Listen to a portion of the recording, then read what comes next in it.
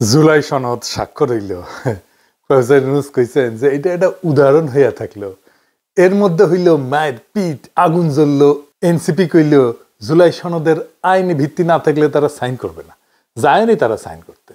আরো কয়েকটা political party sign করেনি, তাদের যুক্তি আবার ভিন্ন।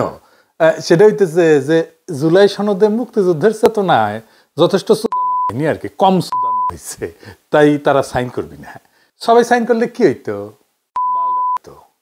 তার আগে আসেন একটু দেখে নেই কারা কারা এইখানে ছিল। মঞ্চে ছিল রাজনৈতিক দলগুলা, আর নিচে বসেছিল বাংলাদেশের মন্ত্রী আর এলিটেরা।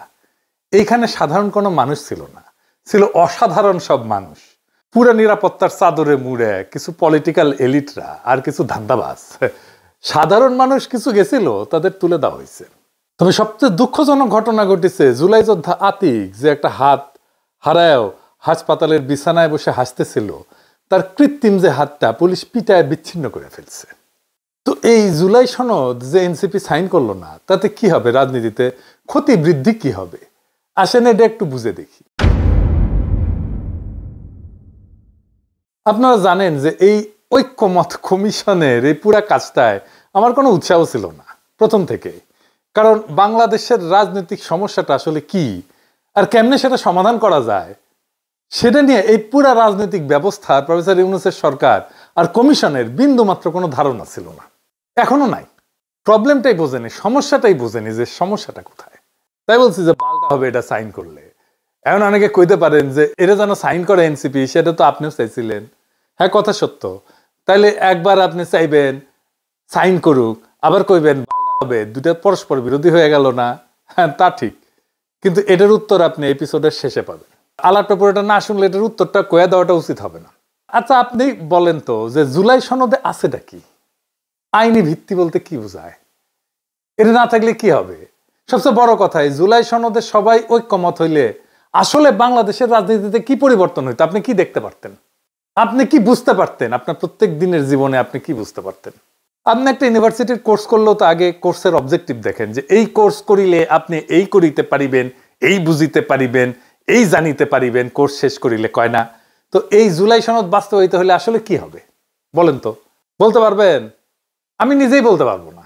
তার আগে বুঝে নি বাংলাদেশের মূল রাজনৈতিক সংকটটা কি, তাহলে বুঝবেন যে জুলাই সনদ আসলে করবে, কিছুই করতে পারবে না।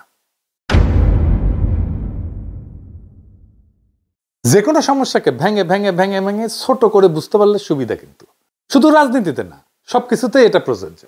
বাংলাদেশের রাজনৈতিক দলগুলা যেগুলা ক্ষমতায় গেছে এখন পর্যন্ত, তারা হইতেছে সুইলে রাখা আমের মতো। চার পাশ থেকে গুয়ের মাছিয়ে এসে বসে তারা যখন ক্ষমতায় যায় বা যাইতে চায়। হইতেছে না এখন বিএনপির পাশে বসিচ্ছে না। কিছু লোক আছে যাদের কোনো কাজ নাই, কোনো কিছু করার ক্যাপাসিটিও নাই, দক্ষতাও নাই, ক্ষমতাও নাই, চাকরি বাকরিও কোনোদিন করতে পারতো না। তারা এই রাজনীতি করে। একটা সময় ছিল যারা পেশায় সফল লোকেরা রাজনীতি করতো, যেমন মোহাম্মদ আলী জিন্নাহ। সেই সময় লন্ডনের সবচেয়ে বিজি ব্যারিস্টার ছিলেন উনি, প্রচুর ফি। উনি রাজনীতিতে আইসা আসলেই পার্সোনাল ত্যাগ করছেন। কিন্তু ধরেন শহরদের বডিগার্ড, ওই তো 18 বছর বয়সে ক্লাস 8-এ পড়তো। ওই টাইম থেকে শুরু হয়েছে রাজনীতিতে ভালসুনদের আনাগোনা। ঘষ্টায় ঘষ্টায় ডিগ্রি পাস, হাসিনা তো উদাহরণ আছেই। তো এমন মানুষের হাতে যদি দেশের দায়িত্ব যায়, তাই তো দেশ তো পুঙ্গা মারা খাবেই, তাই খাইতেছে। সেই বডিগার্ড থেকে শুরু, আর পারছি না গুরু, একটা কবিতা আছে জানেন? হ্যাঁ, জানেন না? এই কবিতা কে লিখেছে সেটা খুঁজে পাওয়া যায় না, কিন্তু ওই ব্লগ জামানায় দারুণ জনপ্রিয় ছিল, শুনবেন? হ্যাঁ, মজা আছে কিন্তু। এটা হইতেছে, আর পারছি না গুরু, 23টা বছর ধরে প্যান্টে শার্ট গুজে পড়ে, আর পারছি না গুরু, সেই নার্সারি থেকে শুরু। পাড়ার যত ছেলেগুলো সবার ঘরে বউ এলো, মা বলে মন দিয়ে পড়ো, আর পারছি না গুরু, সেই নার্সারি থেকে শুরু। অবশেষে মায়ের দয়া হলো, ঘরে ফুটফুটে বউ এলো। ফুলশয্যার রাতে একগোছা মালা হাতে বউকে শোধাই, আমার জীবনে তুমিই প্রথম, তোমার জীবনে আমিও কি তাই? বউ হেসে বলে, আর পারছি না গুরু, সেই নার্সারি থেকে শুরু। আমাদের অবস্থা হয়েছে এর মতো, আর পারছি না গুরু, সেই নার্সারি থেকে শুরু। এই রাজনৈতিক দলগুলা ঠাপ খাইতে খাইতে খাইতে খাইতে আমাদের জনগণের জিন্দেগিটা ফালাফালা হয়ে গেছে। এই রাজনৈতিক দলগুলোর নেতারা তো আছেই, এরা শুরু করে টাকা কামানো। তাও অল্প স্বল্প হইলে হয়, হাজার হাজার কোটি না হইলে এদের কোটা পূরণ হয় না। স্বপ্ন পূরণ হয় না, খায়েশ মেটে না, ক্ষুধা যায় না। সাথে এসে জোটে ব্যবসায়ীরা আর ধান্দা শুরু করে। কি কি প্রজেক্ট আছে, টাকাই টাকা। আর তো আছে আমলারা, সবকিছুতে টাকা, প্রজেক্টে তো টাকা আছেই, সাথে প্রমোশন, ট্রান্সফার, পোস্টিং এর ডিস্টিং টাকা টাকা টাকা। আর এই যে রাষ্ট্রের রিসোর্স, এদের উপরে দখল, এটাই পলিটিশিয়ানরা ছাড়তে চায় না। এই এত টাকার মধু এটা ছাড়তে চায় না। একদল যায় খাওয়ার জন্য, আরেক দল রেডি থাকে। আর এই খাওয়া খাইর আনন্দ যেন নষ্ট না হয়, সবাই মিলে যেন মিলে ঝুলে খাইতে পারে, সিস্টেমে আসে, তাই চায় আমলা, প্রশাসন, পুলিশ, মিলিটারি, ব্যবসায়ী সবাই। আমলাদের তো সমস্যা নাই, আজ আওয়ামী লীগ, কাল বিএনপি, পরশু জামাত, তারপর দিন এনসিপি, তারপর দিন পিনাকি জিন্দাবাদ দিবে যখন যে ক্ষমতাবান হবে। হাওয়ার নাম করলে চান্সে ঢুকে দিলাম আর কি। তাই রাজনৈতিক দলগুলো ক্ষমতা ছাড়তে চায় না। আর ক্ষমতায় থাকলে রাষ্ট্র ক্ষমতা ইউজ কইরা কিভাবে যারা খাওয়ার জন্য রেডি হয়েছে তাদের দুর্বল করা যায় সে চেষ্টা করে। সিস্টেম যেন নিজের পক্ষে কাজ করে এটা নিশ্চিত করার জন্য সে রাষ্ট্রের সব জায়গায় নিজের লোক বসায়, নিজের দলের লোক বসায়, অনুগত লোক। ফলে সেখানে মেধা বা যোগ্যতার কোনো দাম থাকে না। রাষ্ট্র তো মেধা দিয়ে চলে না, কে কত অনুগত সেটা দিয়ে চলে। প্রতিষ্ঠানগুলো দাঁড়ায় না। আপনি যতই বজ্র আটুনি দেন না কেন, ফসকা করে থাকেই যায়। জিয়াউর রহমান বা খালেদা জিয়া ব্যক্তিগতভাবে সৎ ছিলেন, কিন্তু ওনাদের আশেপাশে তো ধান্দাবাজ কম ছিল না। ধরেন ব্যারিস্টার নাজমুল হুদা, সে তো জিয়ার সহচর ছিল। চট্টগ্রাম সার্কিট হাউসে জিয়া যে রাতে মারা যায় সেই সফরেও সে ছিল, রাত পর্যন্ত ছিল। খালেদা জিয়ার শাসন আমলে বিএনপির লোকেরা তো কেলেঙ্কারি কম করে নাই। একটা এক্সাম্পল দিই, খালেদা জিয়ার জ্বালানি মন্ত্রী ছিলেন মোশাররফ সাহেব, নায়িকর কাছ থেকে ঘুষ নিয়েছিলেন, কানাডার আদালতে সেটা আবার প্রমাণ হয়েছিল। ইচ্ছার তো কোনো শেষ নাই। 1,21,00,000 ভুয়া ভোটার করেছিল খালেদা জিয়ার আমলে বিএনপি। 150 ছাত্র দল নেতাকে নির্বাচনী কর্মকর্তা নিয়োগ দিছিল বিএনপি। এখন কত ভালো হয়ে গেছে না, ভালো ভালো কথা কয়, তাই না? একই কাজ করবি আবার। ভোটগুলো কিভাবে হইতো আপনারাই বলেন। টাকা দিয়ে ভোট কেনা হইতো, তাই না? মনোনয়নও তো কেনা হয় টাকা দিয়ে, তাই না?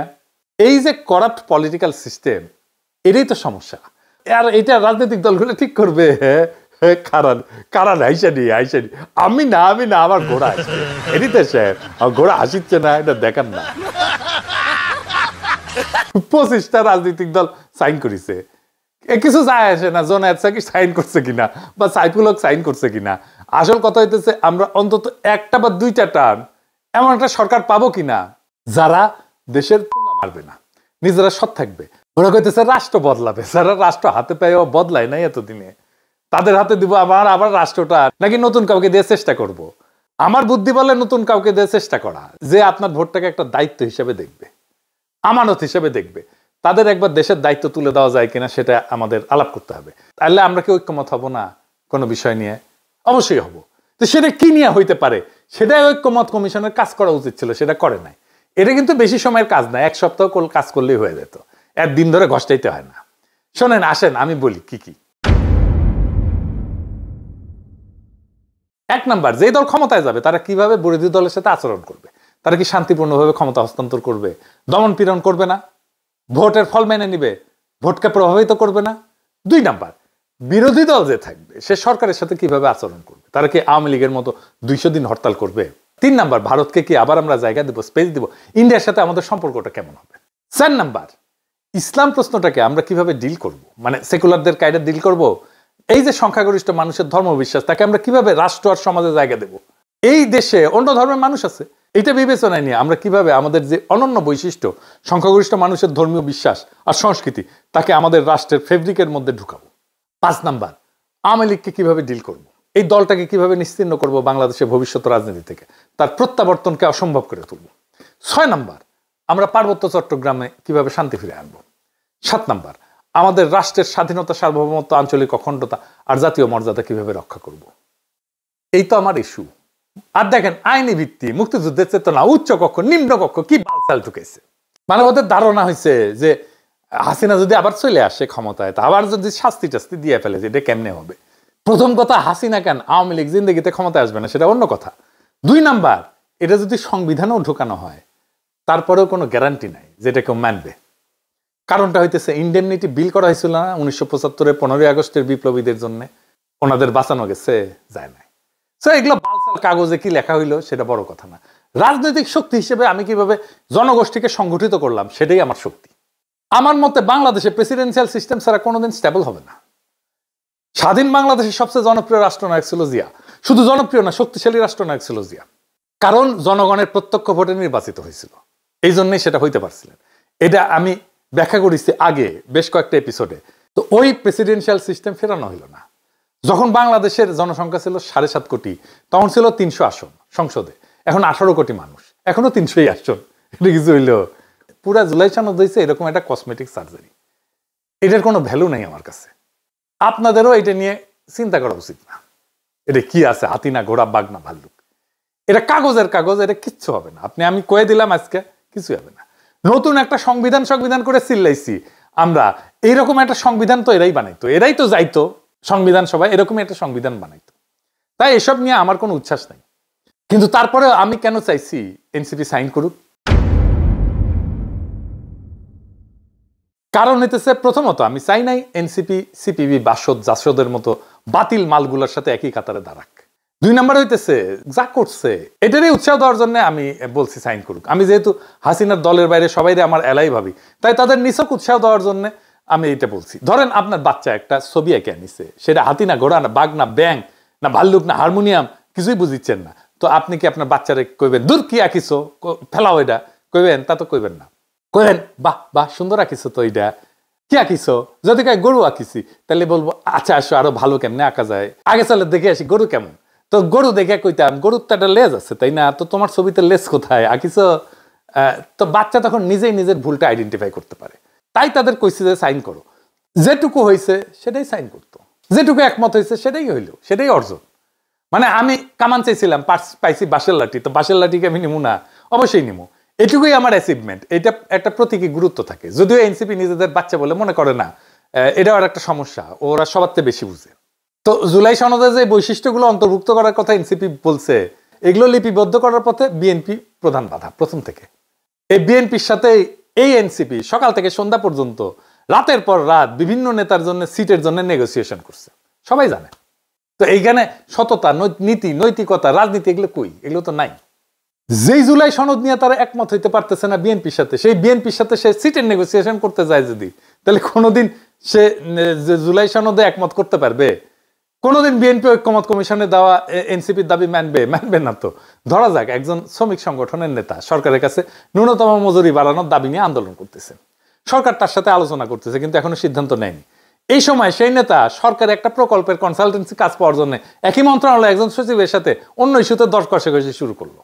তো তার ফলাফল কি হবে? সচিব এবং সরকার সাথে সাথে বুঝে যাবে যে এই নেতা নিজের দাবি নিয়ে নীতিগত না, দর কষাকষির জায়গায় আছে। এর ফলে সরকারের কাছে তার দাবির গুরুত্ব এবং নৈতিক ওজন দুইটাই কমে যায়। এনসিপির ক্ষেত্রে একই ঘটনা ঘটছে। ভবিষ্যতে এইরকম শ্রমিক নেতা ন্যায্য কোনো বিষয়ে সরকারের সঙ্গে বিশ্বাসযোগ্য আলোচক হিসেবে গ্রহণযোগ্য থাকবে না। একটা বিষয়ে মরাল লিভারেজ বা দাবির বৈধ চাপ তৈরি করতে চাইলে তার সাথে অন্য ইস্যুর একটা প্র্যাগমেটিক বার্গেন মেশাইলে সেটা কাউন্টার প্রোডাক্টিভ হয়ে যায়। এটা নেগোসিয়েশনের খুবই বেসিক কথা। এই জিনিসগুলো বোঝার জন্য একটু বয়স হইতে হয়, মাথার চুল পাকতে হয়। আপনি যখন ন্যায়সঙ্গত দাবি নিয়ে কথা বলতেছেন, তখন তার পাশে ব্যক্তিগত বা দলীয় স্বার্থের দরকার বসাইলে পুরো বিষয়টা স্বার্থের বিনিময় হিসেবে দেখা হয়। ফলে কেউ আপনাকে আর ন্যায্য দাবিদার হিসেবে নেয় না। তো এনসিপি যদি জুলাই সনদে কিছু বৈশিষ্ট্য অন্তর্ভুক্ত করার দাবি তোলে, সেটা একটা নীতিভিত্তিক অবস্থান। কিন্তু একই সময়ে তারা যদি বিএনপির সাথে সিট নেগোসিয়েশন শুরু করে, তাহলে বিএনপি সহজেই তাদের দাবিকে একটা ট্রেডিং চিপ হিসেবে ব্যবহার করবে। নীতির প্রশ্নটা হারায় যাবে এবং এনসিপির লিভারেজ বা প্রভাব বিস্তার করার ক্ষমতা এটা পুরোপুরি শেষ হয়ে যাবে। তাই হয়েছে। আমি যদি বিএনপি হইতাম, আমি একই কাজ করতাম। বিএনপি ঠিক কাজ করছে। এদিকে বিএনপির কিছু জাউরা আছে যারা প্রচার করে যে এনসিপি আমার কথায় চলে। এনসিপি আমরা একটা কথাও শোনে না। ছাত্ররা দল বানাইছে, বিপ্লবের মধ্যে দিয়ে উঠে আসছে, সবারই একটা সফট কর্নার ছিল, এমনকি বিএনপিরও ছিল। আমি 5 মাস আগে বলছি যে এইভাবে চললে এনসিপি কিন্তু ভাঙবে। শুধু তাই না, বাকেরের বামদের সাথে নিয়ে জাতীয় সঙ্গীত গাওয়ার আদিক্ষেতা নিয়েও বলছি। আগে বলছি যে এইটা আজাইরা কাজ, ভোগাবে ছাত্রদেরকে। কয়েকদিন আগে নাহিদ আর হাসনাত আমার সাথে মিটিং করেছে, আমারে বোঝানোর চেষ্টা করেছে যে তারা যেটা করতেছে সেটা যৌক্তিক। আমি একই কথা বলছি, রাজনীতিটাই ঠিক করতে পারো নাই তোমরা এখনো। সালাউদ্দিন সাহেব প্রফেসর ইউনূসকে একটু দামি কথা বলছে কিন্তু, যে আমরা আপনাকে সাপোর্ট দিচ্ছি, কিন্তু সেইটা কন্ডিশনাল। এনসিপিকেও আমি বা সবাই কন্ডিশনাল সাপোর্ট দিই। তারা যদি আমার স্বপ্ন পূরণ করতে পারে তাহলে তো সাপোর্ট পাবে, না পূরণ করতে পারলে হুদাহুদি সাপোর্ট দিয়ে লাভ আছে? সাপোর্টের দাম আছে না? আমাদের সকলের সাপোর্ট, সহমর্মিতা, শুভকামনা নিয়েও তো দাঁড়াইতে পারলো না দলটা। নিজেরা জেনজির প্রতিনিধি বলে দাবি করে, কিন্তু জেনজি প্রজন্ম তাদের বিশ্ববিদ্যালয়গুলোতে প্রত্যাখ্যান করছে। সাবেক সমন্বয়ক জিএস হয়েছে রাকসুতে, কিন্তু এনসিপি কেউ যেতে নাই। আর ওই সাবেক সমন্বয়ক কেন আজকে এনসিপি করে না বা বাকশাস করে না, কোনো প্রতিযোগিতা পর্যন্ত করতে পারে নাই। তার মানে ছাত্ররা সাবেক সমন্বয়ককে ভোট দিচ্ছে, কিন্তু কিন্তু বাকশাসকে ভোট দিচ্ছে না, এনসিপির লোকদেরকে ভোট দিচ্ছে না। যারা নাহিদদেরকে নেতা মানছিল তারা আজকে শিবিরকে নেতা মানতেছে। পিওর ভুল রাজনীতির কারণে ছাত্ররা মুখ ফিরাই নিছে। তার যে মূল কনস্টিটিউয়েন্সি সেটাও তার সাথে নাই, তাইলে সে আগাবে কিভাবে? আগাইতে পারতেছে না, নাহিদ নিজেই স্বীকার করছে এটা। দেখেন তাইলে এখন আমরা কোন দিকে যাইতেছি? কিছুদিনের মধ্যেই হাসিনার বিরুদ্ধে রায় হবে, খুব তাড়াতাড়ি হবে, কিন্তু তারপরে হাসিনাকে ফিরে আনার তোড়জোড় শুরু হবে। আবার হাসিনা দেখেন ওয়াকারকে উস্কাইতেছে, এই বইলা যে এরপরে ওয়াকারকেও ধরবে, কিন্তু তোমাকে কিন্তু ধরবে। শোনেন কি কইছে। আর আজকে যে সেনা কর্মকর্তাদের বিরুদ্ধে ওয়ারেন্ট ইস্যু হলো, তাদের নাম তালিকা আসলো, এই তালিকা বাড়তে বাড়তে বাড়তে বাড়তে আর এই তালিকা হাঁটতে হাঁটতে হাঁটতে হাঁটতে ওয়াকার পর্যন্ত যে পৌঁছাবে না, এর কি কোনো গ্যারান্টি আছে? যতই তেল মারুক তাবেদারি করুক, জামাত বিএনপি আর ইউনূসকে চিনতে সময় লাগবে, কারণ আমি চিনছি, আমি জানি। তাই সামনের সময়গুলো খুব অনিশ্চিত অবস্থার মধ্যে দিয়ে যাবে, নানা আশঙ্কা আর অন্তর্ঘাতের মধ্যে দিয়ে আগাবে বাংলাদেশের সব পরিস্থিতি। আমরা আগামী নির্বাচনে যেন একটা দেশপ্রেমিক সৎ নেতৃত্ব পাই, সেই চেষ্টা করতে হবে আমাদের। এই আলোচনা শুরু করতে হবে। আমাদের এখন লক্ষ্য হবে যা যা অপূর্ণ ছিল এই বিপ্লবে, সেই সব আকাঙ্ক্ষা পূরণ করতে পারবে এমন একটা রাজনৈতিক দলকে ক্ষমতা আনতে হবে। প্রফেসর ইউনূস আর পারবে না, তার কারিশমা শেষ, তার সময়ও শেষ, আর কিছু পারবে না। কি দিতে পারবে দেখে ফেলছি আমরা। যেন বিপ্লবকে আমরা নির্বাচনের পরে পূর্ণ করতে পারি, সেই লক্ষ্যে আমরা আমাদের মনোযোগ দিব। আমরা কেবল অভিযোগ করে বসে থাকলে আমাদের ভবিষ্যৎ কেউ চুরি করে নেবে। বদলানোর শক্তি কিন্তু আমাদের হাতে। আমাদের বিচক্ষণ হইতে হবে, সংগঠিত হইতে হবে এবং নীতির সঙ্গে সাহসী হইতে হবে। যারা রাষ্ট্রকে জনগণের হাতে ফেরত দেওয়ার সংকল্প রাখে তাদেরকে আমরা আজকে যাচাই করব, পরীক্ষা করব এবং ভবিষ্যতে ক্ষমতায় পাঠাবো। সেই দিন আসবে যদি আমরা আজ থেকে আলস্য ত্যাগ কইরা কাজ শুরু করি, নিজে জাগি, মানুষকে জাগাই এবং দেশকে ফেরত আনি। তাহলেই আমরা বেহাত বিপ্লবকে সার্থক করে তুলতে পারবো। সেই দিনের অপেক্ষায় আমরা সবাই আছি। ইনকিলাব জিন্দাবাদ।